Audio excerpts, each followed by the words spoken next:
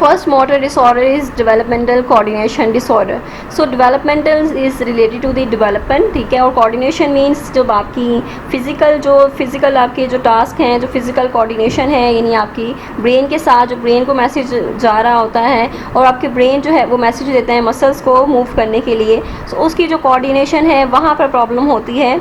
सो यहाँ पर इस किसी भी इंडिविजुअल को यानी फिजिकल कोऑर्डिनेशन में, मोटर स्किल्स में प्रॉब्लम्स हैं, वो जो डेली टास्क हैं उनको परफॉर्म नहीं कर पाते. लाइक जो मोटर स्किल्स होते हैं, शू लेसेस जो हैं उसको बांधना, या फिर किसी बॉल को कैच करना, या फिर यूटेंसिल्स वगैरह को यूज़ करना, तो ये सारी चीज़ें उनके लिए चैलेंजिंग होती हैं.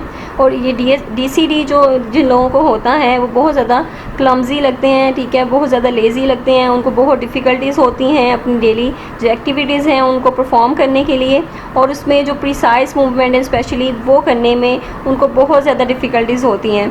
सो प्रैक्टिस इसमें ज़रूरी है, या फिर जो थेरेपीज़ वगैरह होती हैं कुछ इस चीज़ को इम्प्रूव करने के लिए, सो दैट कि वो अपनी जो भी टास्क हैं उनको ईज़िली परफॉर्म कर सकें. सो कुछ सिम्टम्स हैं DCD के, दैट इज़ क्लमजीनेस, यानी बहुत वो लेज़ी होते हैं, यानी उनकी मोटर एक्टिविटीज़ जो हैं बहुत स्लो होती हैं.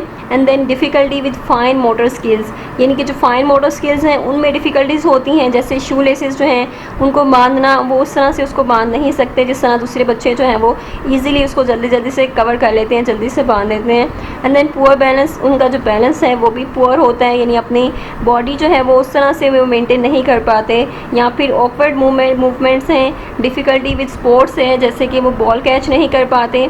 And slow to learn new physical skills, और जो फिज़िकल स्किल्स हैं, जो एक्सरसाइजेज हैं उनको लर्न करना भी उनके लिए मुश्किल होता है, उनमें वो स्लो होते हैं. I hope I made it clear. If you have any confusion you can ask in comment section.